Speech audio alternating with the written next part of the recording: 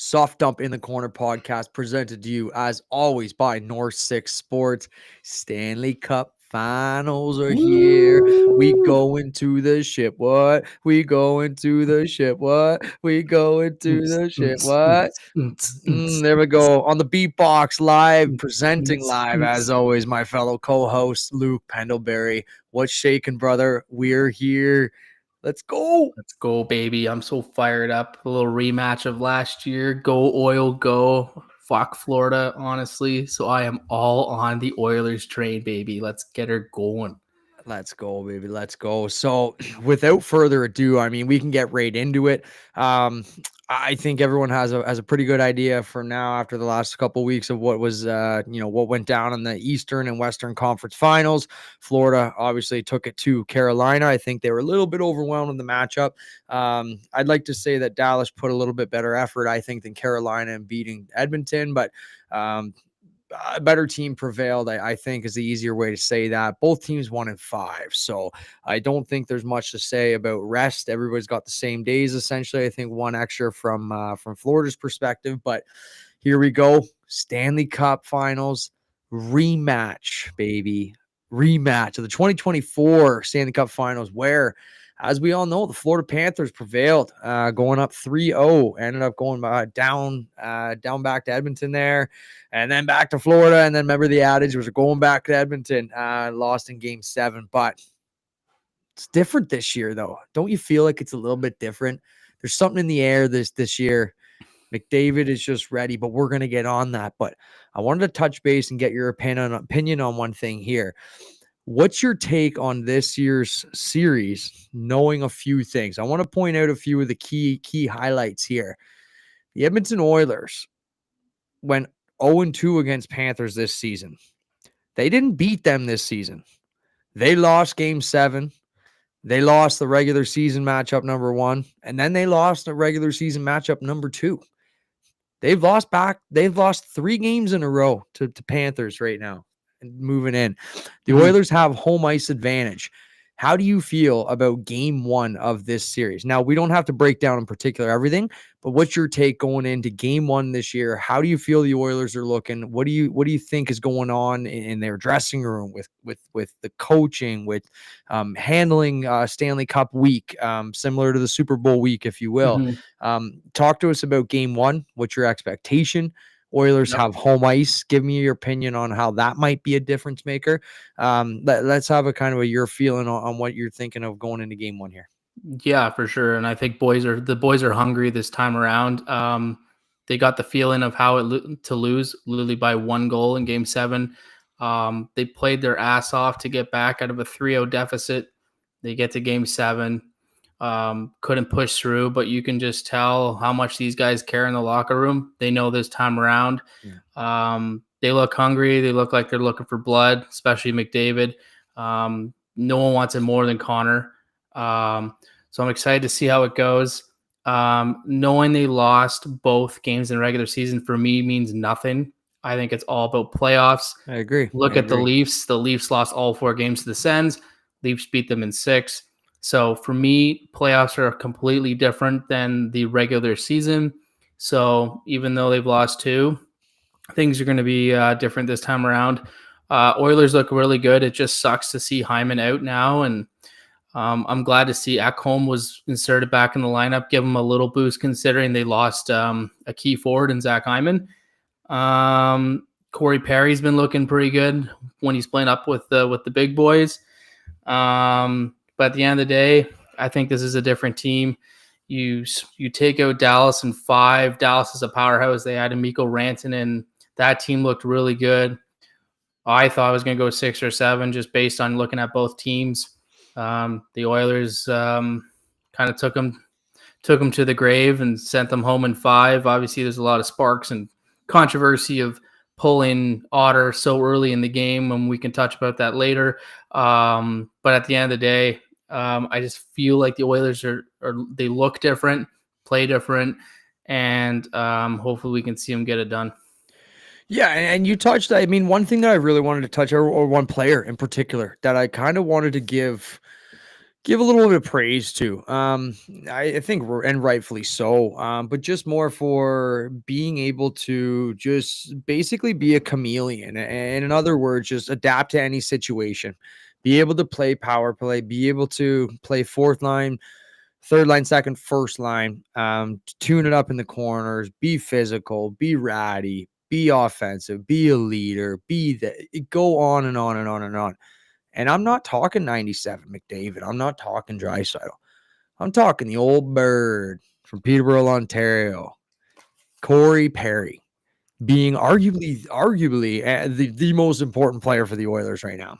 And I don't mean that in he's not driving the line. He doesn't have 26 points or 25 points like McDavid and Draisaitl do.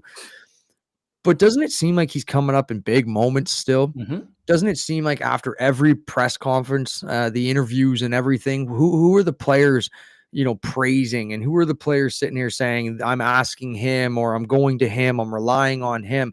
It's Corey Perry.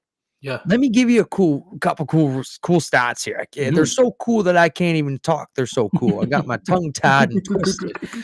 This is Corey Perry's 6th cup appearance. A lot of players barely get to one. This guy's played in now. This will be his 6th. Crazier stat to go just one up on that. This is Corey Perry's 5th Stanley Cup playoff appearance in the last 6 years. Let me say that again. This is Corey Perry's 5th Stanley Cup playoff finals appearance in the last 6 years. It's crazy. Help me through this one, Nutsy. 20 and 21, I believe, were Tampa. He right? lost to Tampa. Lost. He's on Dallas, then Montreal. Yeah, Dallas, And he went to Tampa. Oh, it was Montreal, then Tampa. Montreal, no, it was Dallas, Montreal, Tampa. Okay, you're right. Pardon me. Yeah, so just a crazy, crazy run, but just to say the least, it wasn't just like he was on one team the whole time either. It seems like everywhere the guy goes, he seems to win. And you know what the crazier thing is? He's always a crucial part to winning. Yep. As I just pointed out, it's not the sexiest numbers, right? He's got what? I think I write it down here. Let me just find it. 7 goals, 3 assists, and 10 points in 16 games. Okay, the 10 points doesn't look too great. 40-year-old Corey Perry has 7 goals in the playoffs right now. You're telling me you wouldn't go on a guy like that? Yeah. Let me also hit you with another question here. Look what other type of player, and you notice the big word that I use there, type of player, who is performing significantly higher efficiency, higher rating, putting his nose to the grindstone. Another guy that's leading the playoffs right now in goals, Mr. Sam Bennett. Mr. Oh, he's not that great. He's just a third line center. He's only a second line center. He comes and plays well in the, what's that? Can't do a pull-up. Mr. I can't do a pull-up. Yeah, I think a lot of people want Sam Bennett right now. Do you give the guy as much as the TSNs and the sports nets and the medias are saying he's going to get 10 mil? Let's not even talk about that. But my point being, Florida Panthers have a younger Corey Perry in their lineup. And my ultimate reason why I bring that up is just because it's so crucial to have this style of player in your lineup. Corey Perry, he thinks the game through. He ain't fast. Like, not to you and I, like, we could probably compete with this guy in a straight stretch race. Love him to death. Corey Perry's boots don't work too quick anymore. They never really did. They never really did. Go back and watch him in 06. He wasn't a burner. No. But boy, let me tell you, it's like that guy has signals with the puck. And he knows where to go, when to go, why to go there, when to be there, you name it. And it's insane how many hockey. It just, I love rewatching because it's hard in the moment. If you can find a way to just go back and rewatch highlights of very smart hockey players, Pavel Datsyuks, Anze Kopitars, Patrice Bergerons, go watch Alexander Barkov this year. Watch how incredibly smart they are and how they dictate the play. And like I'm trying to say here with Corey Perry, even that 40, still dictating play, still forecheck runs through him, right? Whether they're doing a 2-1-2 or whether they are leading and maybe want to drop to a 1-2-2. It's incredible, man. But just super quick, a couple cool stats like I was going off of there. 6th appearance. He is tied for 6 in the most playoff games ever played. If he plays 5 or more in this series, so if he gets to 4 games in all, he has to play 4. Presumably he's healthy and makes a lineup. Yep. He'll be top 3 of all time if he plays 5 games, and he'll be in the top 3 game playoff games of all time. That's Of all time. crazy. Unbelievable. Sorry? That's crazy. Unbelievable stat to That's say the least. wild. He's played 231 plus games in the playoffs, dude. That's legitimately 3 full NHL seasons, 3 There's extra guys that don't even seasons. play 3 seasons in the show. There's lots of guys. Unbelievable, man. Like, that guy's got a pension from just playoffs alone. I think you're close to 3. I think it's 300 games or something like I that think for it's pension. 300. And that guy's almost got pension in playoffs alone. So unbelievable on that one. Another one too. More playoff games. Corey Perry's played more playoff games alone than the next closest franchise in the league. All right. Corey Perry's played 231. And sorry, this stat is since 2020. Most games played in the playoffs since 2020. Corey Perry, 231. The Penguins, 219. Tampa Bay, 218. That one didn't surprise me. The Bruins, 208. And this one is surprising because they haven't made the playoffs in the last few years, is the San Jose Sharks with 204. The San Jose Sharks, the ultimate wake it to the Western Conference Finals and lose. This is more than 2020, no? Sharks haven't even been in playoffs in 2020. Okay, so It's gotta be 2016, probably. Whatever I saw, so I didn't fact check the stat, the date. That's on me. You're probably closer to being right on that. Yeah. Truthfully, making sense with the Cup final of the Penguins back-to-backs. I'm starting to think what I saw here is I'm backtracking and crossing stats of the 2020 start time of Corey Perry's stat. Good check, good fact check. I'm just making sure you're paying attention for everyone thinking Nutsy's just sleeping out there. He's paying attention here, folks. No, you're 100% right. That's on me. Hand up accountability. Point being, guys played a lot of playoff games. That's what I had on the Corey Perry stat. Like I said, 7 goals in 16 games. That's almost a 40 goal pace season, boys and girls. Give or take a 36, 37 game goal pace, right? So anything you wanted to add on just Perry alone, or just even some of the older players in here, talking to you, even like any of the guys. Henrique's up there in age. There's a couple older cats on the Cats. No pun intended, too. For me, Corey Perry, he's been to so many finals, and he only has 1 Stanley Cup, but you got to remember too, the veteran leadership that this guy brings, not just on the ice, but also in the locker room, is a huge difference maker. There's a reason why these teams are going to the finals. He's a big part of that. He may not be the flashiest player. Like you said, he's one of the smartest on the ice. He gets in the dirty areas. He'll do the things that a lot of the superstars and all-stars won't do because of their skill set. He is a great player to have, and he's got the versatility of being anywhere in the lineup and fitting right in, knowing where to be. And that's why, he has 7 goals this year, and he's at 40 years old. This guy still has it. And I read today that they asked him if this was his last year, and he said, "No, I'm going to be playing again next year." So did see he's interested in playing next year for sure. Doesn't mean he's going to. And I really would. It can be a long summer of thinking and training, and he's got kids and family and parents and stuff to go do that, and things change. But it's pretty interesting when you hear him come out and say that, right away, right? So I was pretty excited. Yeah, and as much as I want to see Connor and Leon get it done, Corey Perry's right up there for me. The amount of times this guy, I know he's won, but the amount of times he's been let down and been in a locker room where I'm sure there's lots of negativity flowing through when you lose in Game 7 of the finals or Game 5, Game 6. He lost back-to-back years to Tampa and then goes to Tampa, and then Tampa loses in the finals. I couldn't imagine what this guy's mental capacity is, because it's crazy on getting all the way there and losing. So good for him to keep pushing it out, and I really hope he can get it done this year. 100%. Like I said, it's a great story. It really is. It's just it sucks because he's getting the chance to be the number 1 guy. Obviously, we would like for Zach Hyman to be healthy. That's a completely different conversation to be had, which I think maybe we transition just very briefly into, how teams are stacking up here right now. Both teams are really confident, man. I think Yep. they really, really are. I do believe both teams are both actually coming into this Stanley Cup final. Yep. Both of them are coming with much greater highs. I Yep. truly believe so. Um, Edmonton coming back in that series against Dallas, winning, I think, 3 in a row or whatever, taking that in 6. And then obviously with the Panthers, they had theirs, but Draisaitl was a bit injured last year, and it just felt like it was just a grind of a playoff round and series going into there. But like I Mm-hmm. said, both teams are confident, but I don't think they're I don't think they're overconfident. You know what I mean? I really do. I think both teams have a very, very high level of respect for each other, mainly due to the fact that both coaches understand how the psychology of the player works. I truly believe both being players, being around the game for quite some time.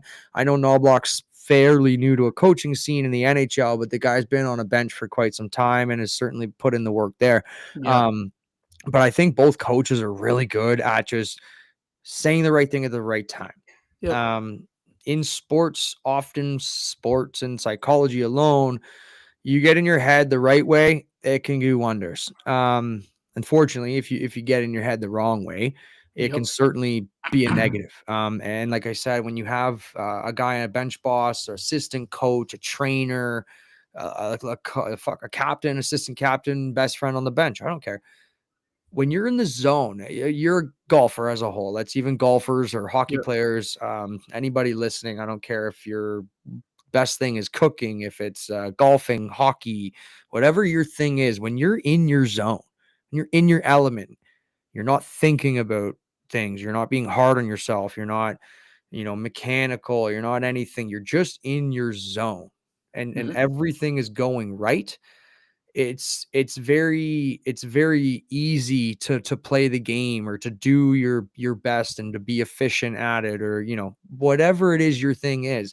But when you're in the other end of it, when you're knocking yourself up, when you're kicking yourself in the ass, and you're really pressing yourself to do better or holding yourself to higher expectation, it's good because you are doing so, and you want to perform better, and you want to be able to play for your teammates, and play for yourself, see the results that you've put in the hard work for. Those are things that you want, of course, but there's a very fine line between being being at that level and playing flush and being in your zone, and being too much, being too Mm-hmm. hyper, being too attentive, being too right, and also Yeah. being not too much. So by that whole long-winded answer is, it's really cool because I've been personally paying attention to interviews and what the coach is saying, and not just what they say, but how they're saying things. I think there's a big difference in assuring answers as opposed to just kind of questionable.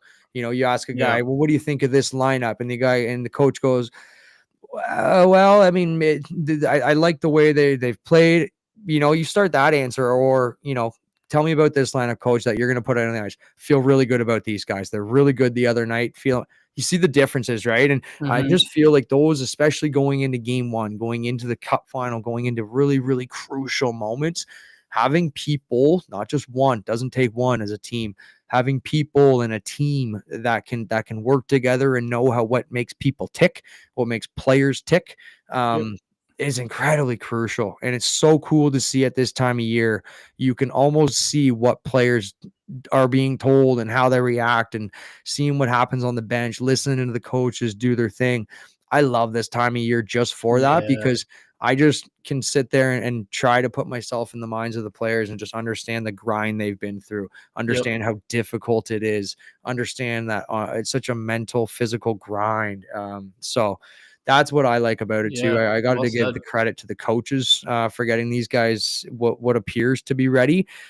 They may give us the single-handed worst game of Stanley Cup final history tomorrow night. We don't know. Yeah. But we sure hope not, right? Exactly. Anything kind of on that, I kind of wanted to jump base onto McDavid here. Yeah, I know. Well said. Altogether, the psychology is obviously huge, and like you mentioned, like it comes across anything you really do, and how well you do it, and we know golf is a big one. The two of us being in the golf program at Georgian, but just watching like even the PGA Tour guys, like look what Scotty Scheffler's doing in the golf world right now. He's winning literally every other tournament, and it's crazy because he's doing all this and he's still like ways away from what Tiger did in the early 2000s, and just shows you how dominant someone can be and how strong their mentality is in winning. And then translates into hockey too. Like you can just see how much these guys want it, how much work they've put in, and what it takes to get back to a Stanley Cup final is mind blowing. And not a lot of people think, oh yeah, like they're back there, but it's like the amount of shit that they went through to get back to where they need to be and have themselves another chance to like hoist Lord Stanley is massive. And even too, just super quick to interrupt, we've yeah, been sucking the Oilers off a lot. yeah. This is the Panthers' third straight year Well, doing I that know. as Yeah, well. that's what I'm saying is like in the handshake line last year, Matthew said to Connor, "We'll see you guys again next year," and Yeah. it just shows you. And Matthew was interviewed about it and just saying like, "I have confidence in our group, and I know we're the two best teams in the league, and we're going to see each other next year." And pays off. Like Florida, they're deep, they're hungry, and the pressure is just as much on them as is the Oilers. Like these guys are going to try and do back to back, and there's not many teams in history that have won it back to back because of how hard it is. And like you said, it's their third cup appearance, and like my boys did it early 2020s, and it's crazy like how many extra games these guys are playing versus everybody else. It's almost like another full season on top of the regular seasons that these guys are playing. So kudos to them as much as I don't like them, but I have to get a tip your cap and respect what these guys have been doing over the last 3 years. So a couple really cool good points. I'm going to try and quickly get to them. I'm going to ask the first thing. Who do you think actually has more pressure to win this cup? And then the second question was I was going to ask you. I forget now. But who do you think has more pressure to win this year, I still think it's Edmonton, just and why? because. I guess, and why? Yeah, and I think one of the reasons is the drought, the Canadian drought. I think us Canadians have been hungry. It's been since 1993 since some Canadian team has won the cup, which was Montreal. But just when a Canadian team gets in the finals, um, you get to see a lot more people in Canada watching the games. Brings more viewership up north, which is great. It would just be nice to see a Canadian team win. And especially for Connor being the best player in the world, spotlight's been on him ever since he's been drafted. Pressure's there for him as well to win. He's the best player in the world, and he deserves it. Wayne says you're too good not to win. So, yeah, hopefully they can get it done. So I think it's the Oilers for a few reasons. Yeah, well, I mean, Ovi was too good not to win too, and it took him 13 11, years. 11 years. He was in 04 and he won 17, didn't he? Or was 18? 18. 18. So technically 13 years because Yeah. there was a lockout year, correct? Yeah. In there. 04, his rookie year was the lockout. So he played the same year as Sid. 05, 06 was his first year. So yeah, that would be his 16 to 18. His 18 would be his 13th year. Crazy. So there you go, right? I mean, perspective wise, Ovi was putting 50 goals up every single year. He was the guy. Yep. So there's no difference there. I certainly think we all seem to hold, or shouldn't say we seem to hold. I think there is a difference. Yep. McDavid does get held to a higher standard, I believe, Yep. and rightfully Yep. so. Super quick on that. McDavid, fun little tidbit here for you. I had it written down as this amazing transition. Speaking of Ovechkin and McDavid, just in comparison's sake, again, I understand it's just a little fun little tidbit for you guys. Did you know that McDavid is only 7 points away from passing Ovechkin in playoff points scoring? And McDavid has played in 72 less games. Holy. Again, we all That's know that crazy. Ovechkin's not a point dynamo. He is a No. goal dynamo, Yep. right? And he is a goal scoring dynamo. So we can't really put those two in the same perspective. I mean, McDavid's got a 100-point season, and he almost had a 100-point season in terms of playoff statistics. He just hit his 100th assist in, like, I want to say like 90 something playoff games. So Yeah. stupid. I could be wrong on that too, but very quickly, I wanted to bring up, you made a really good point on comparing last year to this year, health, playoffs, total games, stretch, distance, energy expelled, all of that into consideration. This was a really cool piece of info that I found that I was really It's not like I found it's in fucking like I was diving through stat books. It's pretty easy to find. The Oilers have played in 16 games this year in the playoffs so far. Okay. And the Panthers have played in 17. Okay. So to put it in perspective, the most you could play through 3 rounds is 21 games. Yep. Right? So both teams are significantly under average par. Both teams finished in 5. Edmonton finished 6 and Toronto was finished in 7. Right? So both teams have had a series where they didn't even have to play, give or take an extra game, give or take 2 extra games. Those fucking add up. Those flights add up. The time adds up, being away, et cetera, et For cetera, sure. et cetera.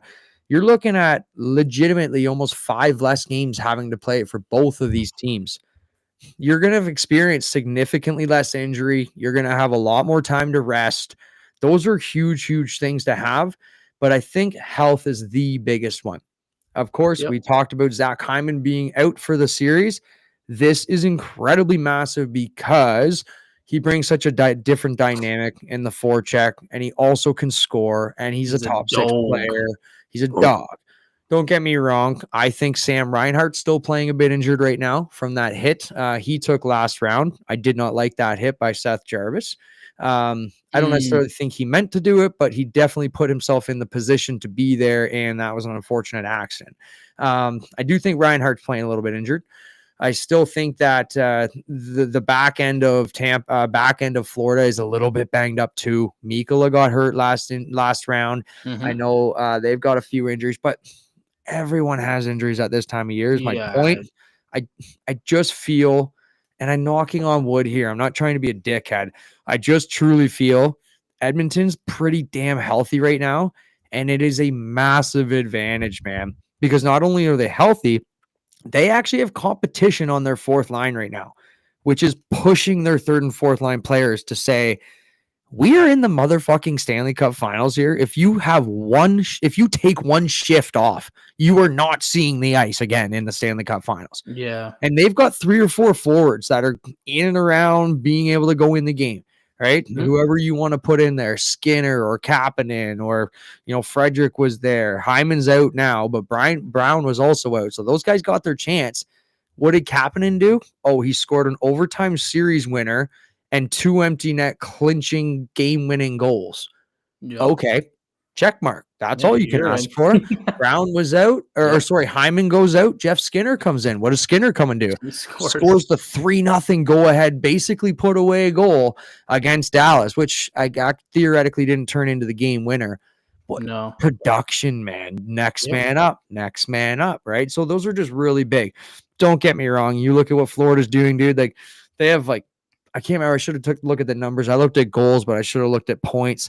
Players that have 6 or 7 points or some odd in this playoffs, it's ridiculous for how well scoring and rounded playoff scoring has been for Florida. I brought up to you earlier, each team has 19 goal scorers, right? Currently, both teams actually have 19. Okay. That's crazy. The question I raised to you is, are we going to see the first 20-player goal scoring team since 2019? Do you know who hasn't scored? So I looked up. I have it actually. I do. Yes, I can tell you right Skinner? now. So no. So Stuart Skinner. Stuart. Yeah, Stuart Skinner's gonna rip one down there. Yeah. So there's 2 that caught my eye, which I thought, truthfully, I really did believe would have already had one at least. The first one is Troy Stetcher, because he played quite a bit while Ekholm wasn't in the lineup. But second player, more important player there is Matthias Ekholm's entering the lineup now. And he plays 27, 28 minutes. Well, I shouldn't say that. He's not going to play that much coming back from injury, but plays in all situations, gets a lot of chances, generally finds a few good shots. I think he could score there. But I don't know about everyone else. I mean, Josh Brown's probably not going to see any time, and Ty Emberson, he may not see much time now that Ekholm's back, truthfully. So I doubt it there. And then regarding Florida, there was somebody that caught my eye was Nosek, or that's Mackie Sam. What was it? Yeah. Samiskevich. This guy? If Yeah. that kid somehow finds the lineup, I was pretty impressed with him earlier in the year. I know you and I Yeah, talked he looked about him good. actually. Yeah, He I had a agree. few good games when he came up in that 1 or 2 game stint, or not 2 game stint, but whatever he played. That was a kid that I thought could do so. And Thomas Noshik as well was another player on here. Nico Sturm. There's only 3 players on Florida that could potentially make that happen there. And then on Florida, like I said, or excuse me, on Edmonton, the only players are Matthias Ekholm, who has a good chance. Josh Brown, I don't think he's even seen the playoffs. I think he's only got 4 minutes of ice time in the first round. Troy Stetcher, if he gets back in, could, and Ty Emberson. So pretty neat in that sense there. Real quick on top of that, the Oilers have 8 players with 5+ goals this year. Henrique has 4. So almost 9 players in the playoffs, dude, with 5 goals. Wow. That's depth scoring right there. That is That that. is Oh, depth yeah. scoring right there. Again, Exactly what we need. quite the same on the Panthers, dude. The Panthers have 5, they have 5 players with 5+ goals, but the Panthers have 3 players at 4. So Henrique had 4, and I believe the 3 players at 4 for the Panthers are Marchand, Reinhart, and Luosterainen. So again, very good depth scoring all around. More importantly, both teams' top players, specifically top 6, are producing, and more specifically, and arguably more crucial, the depth scoring for both these teams is hitting right now. Are we in for a big game, or sorry, are we in for a high-scoring finals? I don't know. You tell me. Without further ado, I'm going to pass along the goaltending to Luke Pendlebury for this one, because I know you got a couple things dabbled down for the goaltending side of things. So take me away. Do you think we're going to have a high-scoring series, or do you think we're going to have a low-scoring series? And if I may, I'll ballpark a over-under total for you. I'm going to go into the Mystic Ball here based on my prediction of how the series is going to go out, and I think how many goals are going to be scored. Do you think there is an over-under higher or lower total goals scored 31.5? 31.5. That's a pretty good number, isn't it? Depends on how many games it's going to go to. That's the question. Yeah. I actually didn't even check. I wonder if I could find this while you're giving me a quick answer here. But I don't even know what the number would be. But just go ahead on the goaltending side of things. Yeah, absolutely. And I think this is one of the key things. And the one things that worry me is what kind of Stuart Skinner we're going to get in this series. He played well against Dallas. He stood up to Jake Ottinger. Yes, his save percentage is a .896 right now, but you have to realize too is this is the whole playoff, so he struggled at the beginning. Pickard came in. Pickard played well, brought the team back, and then Skinner had that one game. I believe it was a shutout that kind of revived him, brought his confidence back. Game 2? No. He went back-to-back shutouts. Oh, back-to-back. Okay. Yeah. Which is huge for a goaltender. You need confidence in the playoffs, especially when you're getting deep into it, especially in the Stanley Cup Finals. Bob's been in this situation a couple times now. He knows what it takes. I know he probably knows the mentality behind it. Oilers going to have to solve him quick, early, drop his confidence. You need a lot of goals on Bob, throw him off his game early. It's going to be an interesting one to see what happens. I think it's going to be over. I think there's going to be a lot of goal scoring. I think in the first couple games, I'd say first 3 games, I think there's going to be a lot of scoring. After that, I think it's going to be a goaltender's duel. I think it's going to be low. But it comes down to it. I think just double check my math here and just make sure. Yep. So Bob's at a .906 in the playoffs right now. Sitting over 9.9 is good. Bob is currently at a .912 save percentage. Oh, so I guess the score's not right. But. As per, hang on here. Let me just go back on that. The NHL has him at a .912 save percentage and a 2.11 goals against. They've got Stuart Skinner listed at 2.53 goals against and a 904 save percentage. Oh, interesting. Okay, well, the score needs Regardless of which, the goaltending over 9. metrics Yep. point to Bobrovsky for sure in this one. Yep. And even too, I would even go as far as agreeing with you. I'm not entirely convinced that goaltending is going to be the difference maker in this one. No. Like, I really don't. I don't see the goalies stealing. I don't see either goalie stealing a win. Stealing it, but I think can make an impact big time. For sure. And I think that, again, how I worded that is kind of cliche and dumb. But what I mean by that is to kind of better phrase it as you did with there was like, I don't come out and forecast like a goalie, like a team winning 1-0 or 2-1 with a goalie making 40-45 saves. Like, No, if it does, congrats, man. That good, just yeah. means you earned it. Like, but that would be both. I mean, brutally honest, man. 45 shots by the Oilers. They score more is what I'm trying to say. And even to the Panthers, man, you don't give the Panthers 45 shots and think you're only scoring one either. So what I'm trying to say is, sure, some of the goaltending metrics might look solid.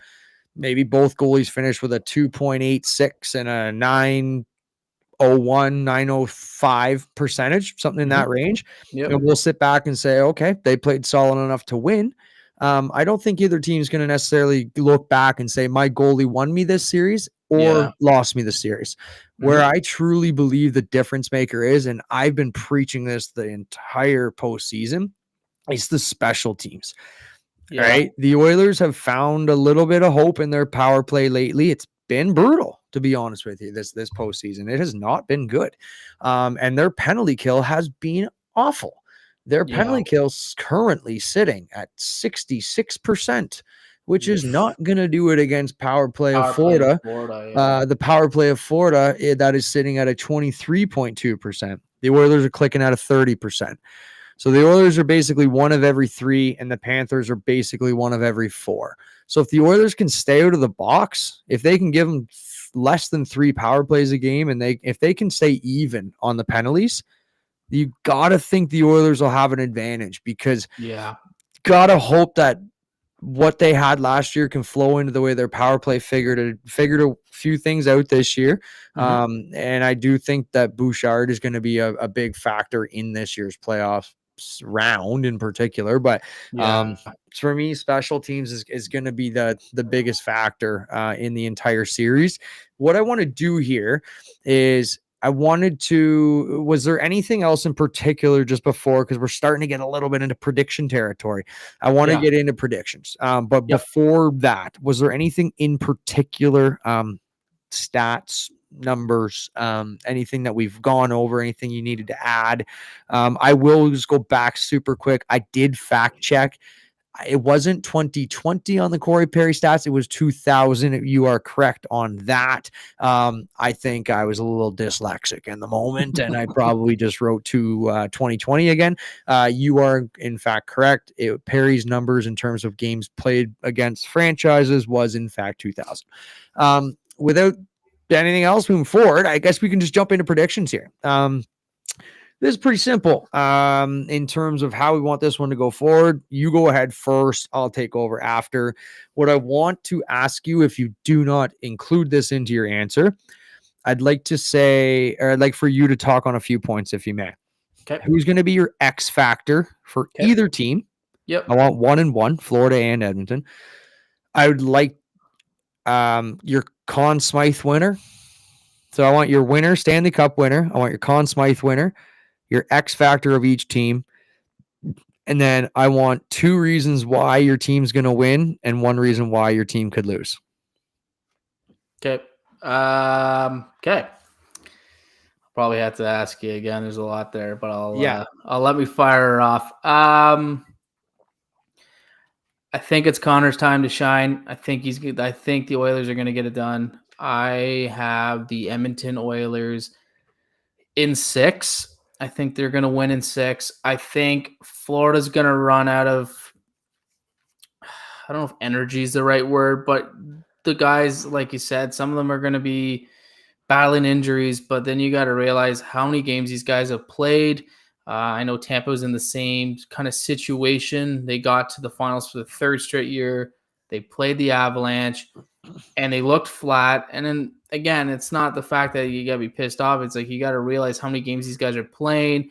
Not much time in between seasons, so these guys are just gas. And I think Florida's going to run out of gas, and I think the Oilers, with their depth scoring, with McDavid just hungry for blood, I think they're going to get it done.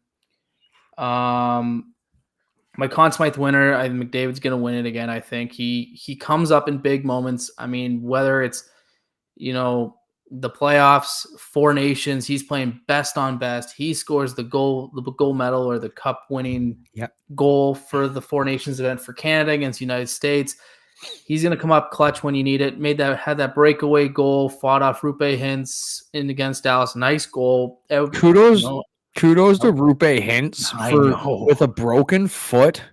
I know. Grinding through that and going as fast as he's ever skated and legitimately keeping up to Connor McDavid. Yeah. Golf clap on that one, Hintz. Absolutely. That's a grind right there.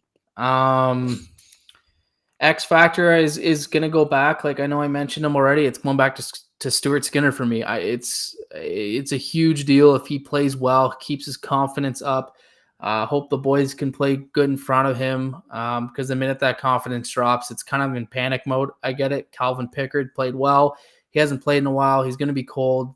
You need your best goaltending. I hate reverting back to Tampa, but in closeout games, Vasi's GAA was under, I think, like 1.5. Something stupid. He had like 6 shutouts. Ended up winning the Conn Smythe, but he was a massive reason why they won the cup. Not saying Stuart Skinner's gonna go out there and steal games, but he needs to play well enough to shut these guys down because Florida is a powerhouse team. They're deep. They get rowdy, so protect his head at all costs from Bennett and Ekblad. But Stuart Skinner's mustache will protect him. Yeah, the mustache. Yeah. But at the end of the day, he's gonna have to play well for them to hoist Lord Stanley. But what am I missing from that list? You gave me winner, Conn Smythe, X factors, 2 reasons why winning, and 1 reason why they'd lose. So I said the one, I think Florida's going to run out of gas, and the depth scoring for the Oilers have been strong. Like you mentioned, I think they're going to just keep pushing and pushing and pushing. And what's the reason you'd think the Oilers will lose the series? It's a good question. Goaltending, I keep hating the back to Skinner. Defense gets flat. Answer. Defense gets flat out there.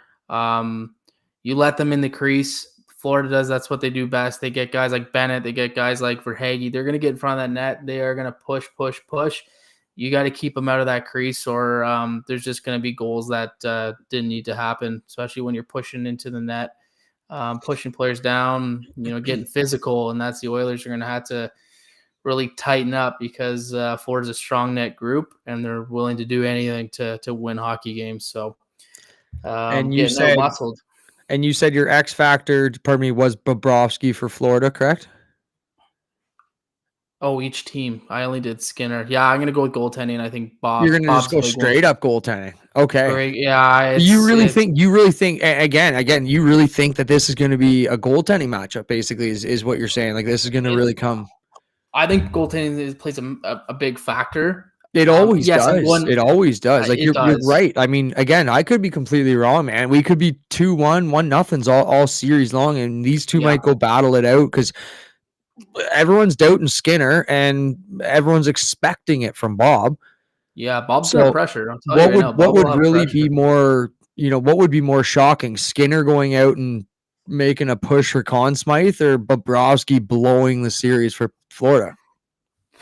Yeah, that'd be crazy, right? And let me put it to you this way here: how many games does Stuart Skinner need to win the Oilers to win the cup? Versus how many games can Bobrovsky afford to lose for Florida in order to maintain the cup?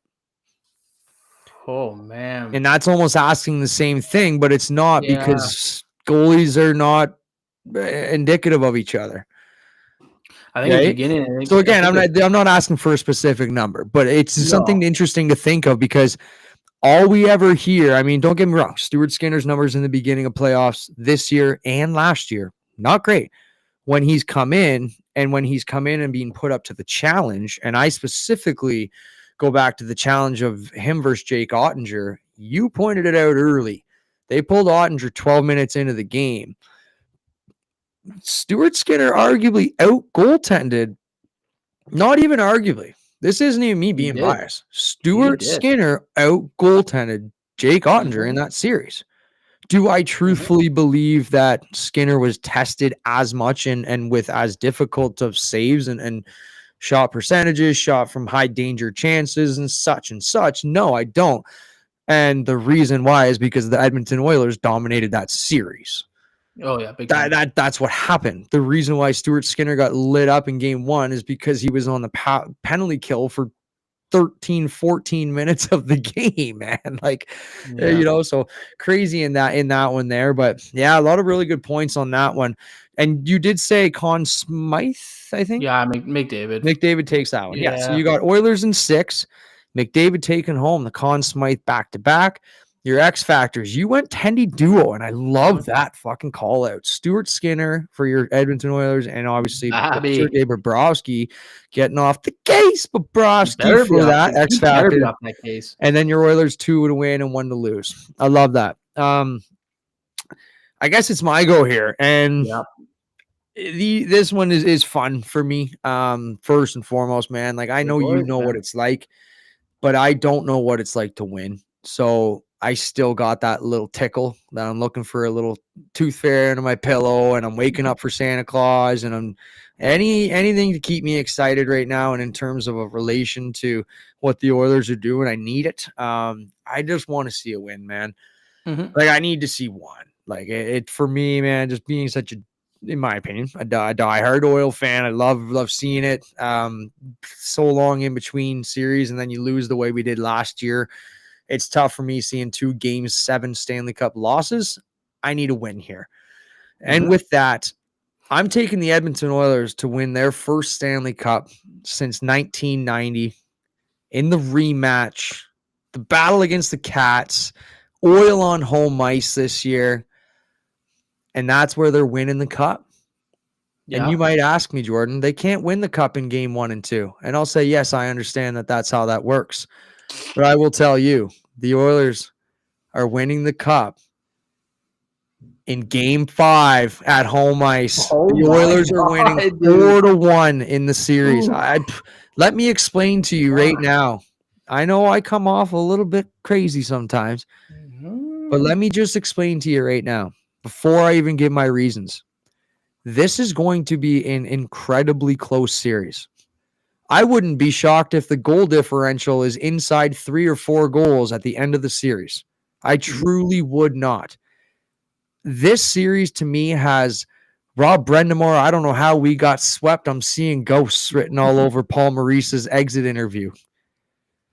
I don't know why, but I just feel the way the Oilers are playing right now, the energy that they have, the piss and vinegar to rob away the bad stain of losing last year. Yep. And most importantly, and we haven't talked about this yet, this is McDavid's legacy series. Yeah, I know.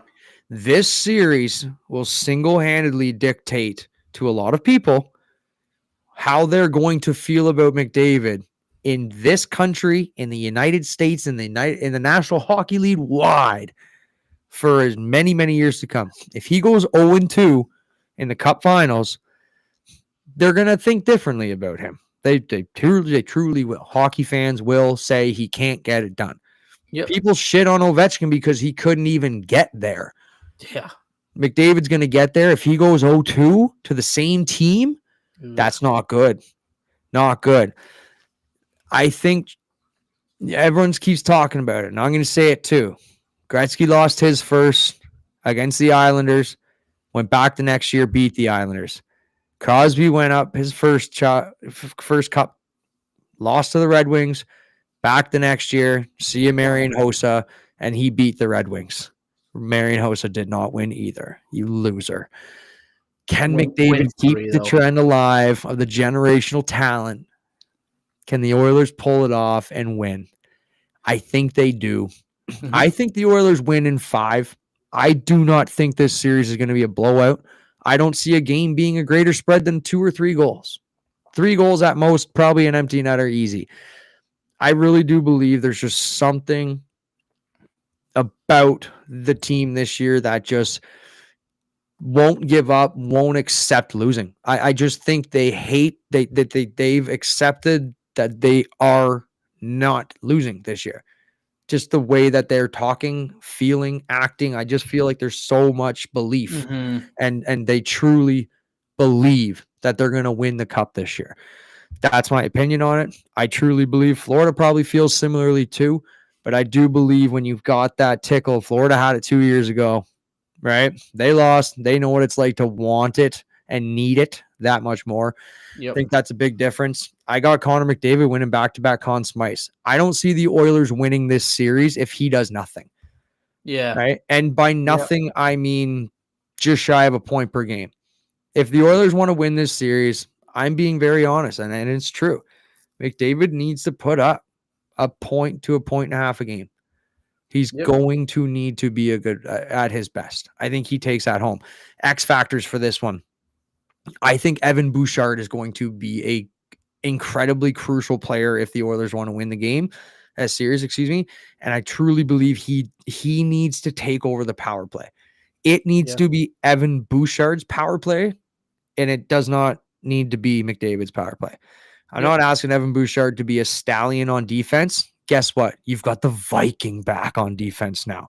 Let him be your Norris defenseman, and you just go worry about putting up offensive production and help the boys win. That's what we need from you. We need boost bombs. We need special teams production. Carter Verhaeghe for your Florida Panthers is an extremely dangerous player. You also, too, you got to realize that his production on the power play has been as good as anybody. His production goal scoring in the playoffs has been pretty well as good as anybody as well. Right? And then you also think, too, I mean, they've got a pretty good power play as a whole, but just the way that power play can run. And right now, Reinhart maybe not be healthy as much. Maybe they make Verhaeghe a little bit more of a focal point into that power play too. So I think Verhaeghe's got a knack for scoring big goals. I truly believe he could have a series. I wouldn't be surprised if he scores 2 or 3 goals, probably 2 or 3 assists as well. Like I could see him probably putting up a point per game. He's going to have a big series. I just feel that he's a big game player, and he always seems to score against the Oilers. That's another reason I say that. So my reasons why I think the Edmonton Oilers are going to win the cup. First and foremost, I think we're going to look back and we're going to talk about the Oilers being the more physical team. I'll say that again. The Oilers are going to be the more physical team. The big bad Panthers, no.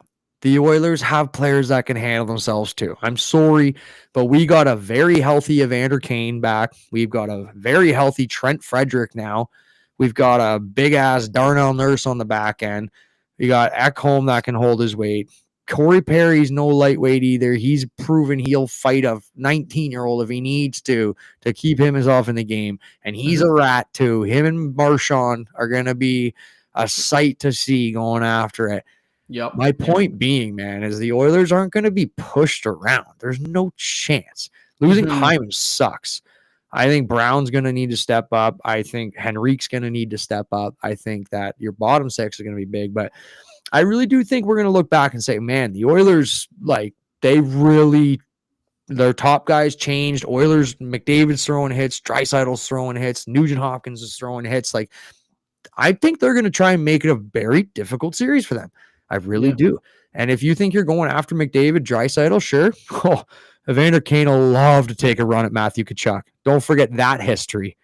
Don't forget Evander Kane literally freezing Matthew Tkachuk, completely making him irrelevant in the Calgary series when Edmonton got rid of them in round 2 there ways back, and then basically ended the reign of Calgary. They blew the whole team up after that. Team was, and that was a big one. So, don't think that the Oilers are going to get pushed around. My second piece here, I think Knobloch is going to win the head-to-head matchups. I truly believe having the extra game in hand to own the matchup and dictate how you can portray your guys. I think he wins the head-to-head matchup. I also truly believe, hey, go ahead. If you want to put Barkov on McDavid, and if he shuts him down, maybe he holds him to 3 points in the 2 home games or something that he has. Perfect if Barkov does what he does, because he's going to. I know he does. McDavid gets time elsewhere in power play and stuff. He'll get his cookies. But we got Draisaitl too. Yeah. You don't have 2 Barkovs. We have 2 guys that can drive lines, and quite frankly, that line of Kapanen, Draisaitl, and whomever they decide that they want to put up with him now, and now Brown's healthy, pretty good line. So I think that's a little bit different too. I think having those guys to match up is going to be really interesting. The reason why they lose, I think that their depth is still very good, and I just think that the way that I think that they're going to prevail on forechecking and making costly turnovers and capitalizing on costly turnovers. That's how the Oilers lose. You get in quickly on their forecheck and you hit them, and you do that over and over. Like Marshawn Lynch, I run through a motherfucker's face over and over and over and over and over and over and over. That's what you do to beat the Oilers. You dump the puck in, you hammer the forecheck, you make them with your Florida's forechecking is so well done, man. They know how to pressure the puck side. They know where their D-man's coming to. They got puck support on the other side, sticks in lanes. Where do you go? Make your decision quick, or it's going to end up in the back of your net. Florida does that so well, man, because they're so well coached and they all buy into the system. I truly believe that Florida's depth alone could single-handedly win if they can keep the forecheck and keep Edmonton's flow out of the game. Florida doesn't want flow. They want a lot of stops and starts. They want slow hockey. They want to slow Draisaitl and McDavid down as much as possible. They want to limit fast break chances as much as possible. That's my 2 cents, man.